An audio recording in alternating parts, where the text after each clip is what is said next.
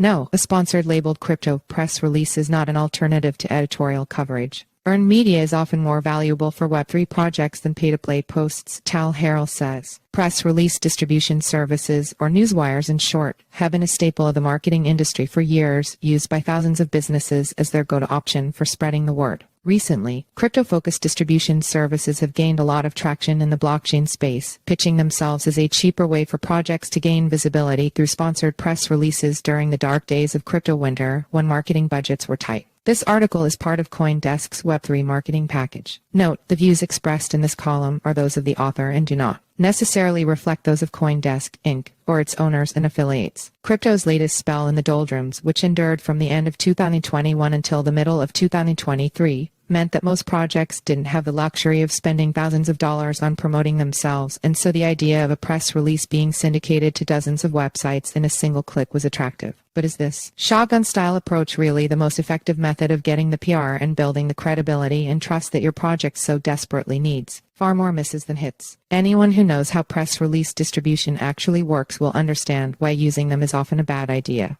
While press release distribution services have partnered with dozens of crypto news outlets and can guarantee sponsored labeled placements on these websites, the quality and credibility of that coverage is questionable at best. With these services, press releases are generally just syndicated, meaning that, although they will indeed be published by dozens of news sites, including crypto-focused ones, they'll often end up published in a non-editorial backyard section of the website that gets a lot less eyeballs. The actual content will just be a duplicated version of the original press release with no editorial review, no analysis, no opinions, or unique interpretation of what's happening. Just a sponsored labeled press release with a regulatory requirement to disclose that it's basically just a paid ad, which generates neither the credibility or trust projects are seeking. Here's an example of how it looks on one of the more popular crypto news sites. In this case, it's a crying shame because a $15 million funding round is actually a newsworthy story and could well have been picked up by an editorial reporter. But because it's automatically syndicated, editors will see little point in writing up a unique article when it has already been published. In my opinion, the company that chose the paid distribution route made a big mistake, but it's far from alone in making such an error. There are numerous examples of newsworthy stories in the crypto industry suffering a similar fate. But aren't these releases also distributed to a broader pool of crypto journalists, you might ask? Surely someone will want to pick it up and cover it editorially, right? Earned media is the way to go.